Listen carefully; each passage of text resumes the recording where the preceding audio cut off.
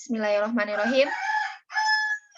Assalamualaikum warahmatullahi wabarakatuh. Waalaikumsalam warahmatullahi wabarakatuh. Alhamdulillahirabbil alamin.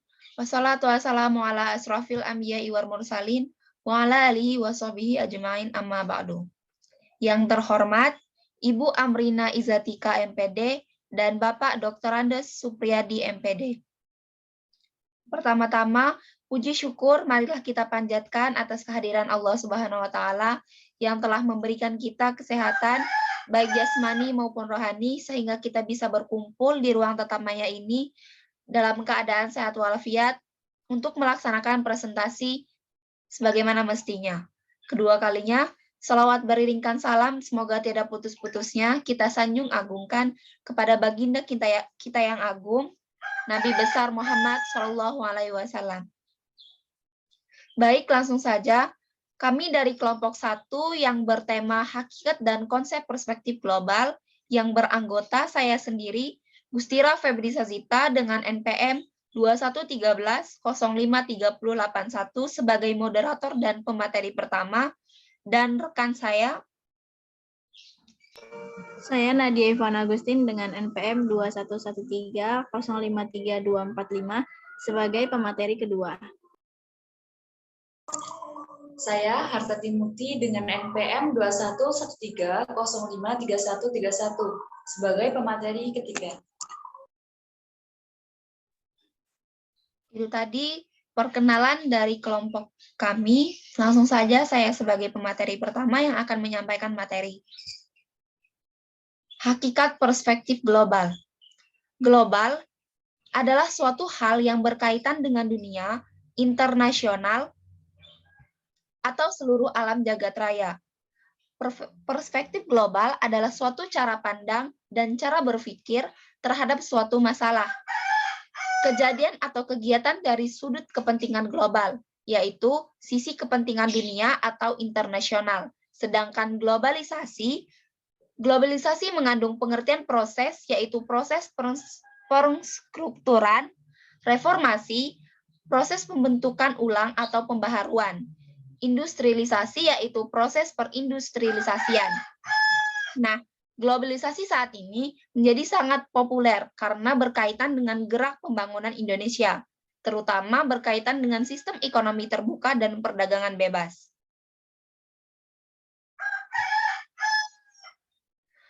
Sedangkan menurut para ilmuwan, menurut John Hankel Miriam Steiner 1996, globalisasi adalah suatu proses dengan mana kejadian, keputusan atau kegiatan di salah satu bagian dunia menjadi suatu konsekuensi yang signifikal bagi individu dan masyarakat di daerah yang jauh.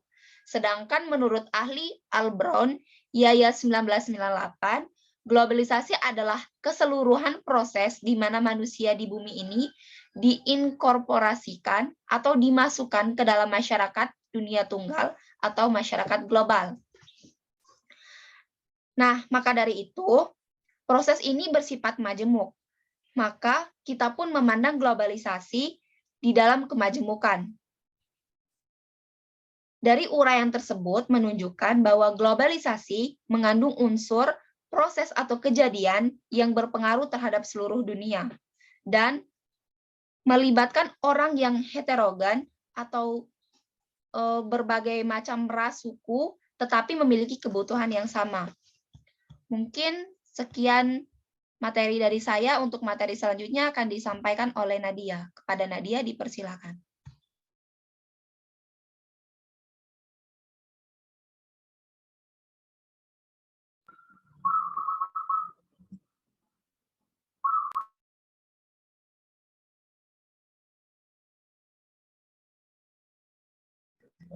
Materi selanjutnya akan disampaikan oleh saya tentang ciri-ciri globalisasi. Yang pertama, globalisasi perlu didukung oleh kecepatan informasi, kecanggihan teknologi, transportasi dan komunikasi yang diperkuat oleh tatanan organisasi dan manajemen yang tangguh.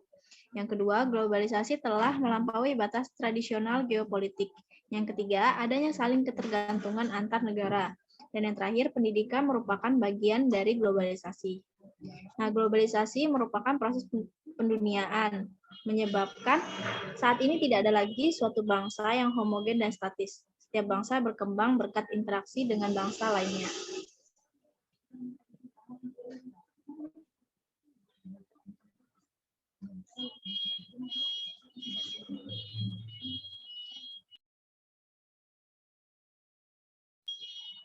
Kemudian pendidikan global memiliki 3 tujuan. Yang pertama, pendidikan global memberikan pengalaman yang mengurangi rasa kedaerahan dan kesukuan. Yang kedua, pendidikan global memberikan pengalaman yang mempersiapkan siswa untuk mendekatkan diri dengan keragaman global. Yang ketiga, pendidikan global memberikan pengalaman tentang mengajar siswa berpikir tentang mereka sendiri sebagai individu, sebagai warga suatu negara, dan sebagai anggota masyarakat manusia secara keseluruhan.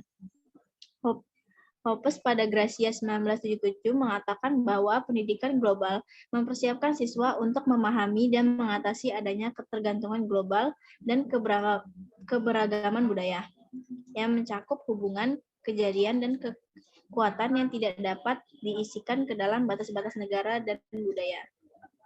Sekian materi yang dapat saya sampaikan. Materi selanjutnya akan disampaikan oleh Hartati Mukti. Baik, terima kasih. Diucapkan terima kasih kepada Nadia yang telah menyampaikan materi kedua. Kepada Hartati Mukti, untuk penyampaian materi ketiga, saya persilakan. Baik, terima kasih Gustira. Di sini saya akan melanjutkan materi mengenai konsep perspektif global.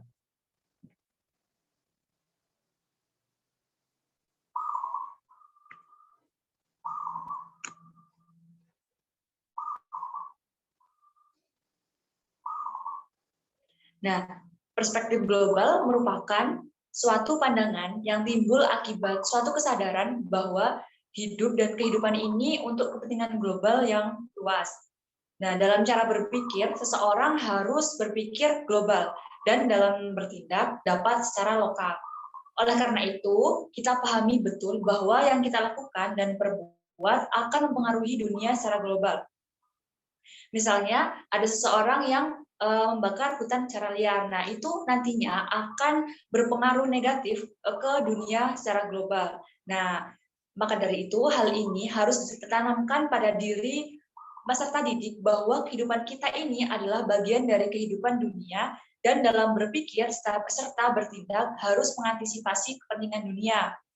Selain itu, kita juga tidak dapat berkembang tanpa adanya hubungan dan komunikasi dengan dunia luar.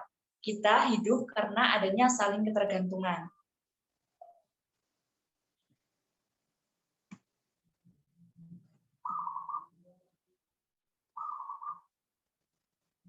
Nah, kemudian perspektif global adalah suatu pandangan di mana peserta didik dan guru secara bersama-sama mengembangkan perspektif dan keterampilan untuk menyelidiki sesuatu yang berkaitan dengan isu global. Apa yang dimaksud dengan isu global? Isu global adalah setiap peristiwa atau wacana yang mampu menyita perhatian masyarakat global.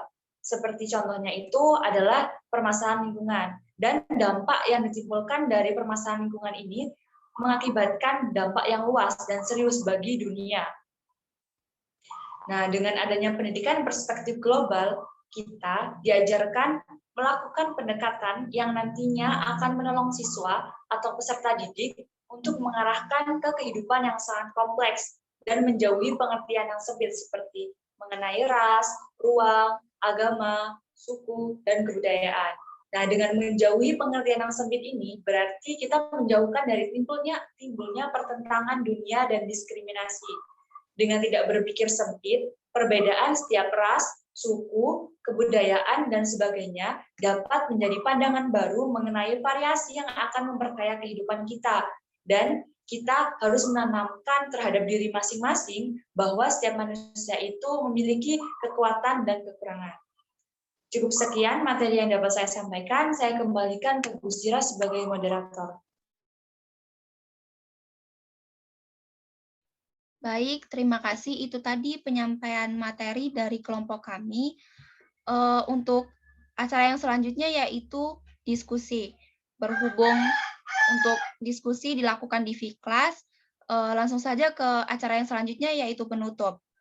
Terima kasih atas perhatiannya. Mohon maaf apabila ada banyak kekurangan dari penyampaian presentasi kelompok kami. Saya selaku MC memohon maaf apabila banyak kekurangan kata atau kesalahan dalam bertingkah laku. Banyak kata banyak salah. Saya akhiri. Wallahul muwaffiq ila aqwamit thoriq. Wassalamualaikum warahmatullahi wabarakatuh.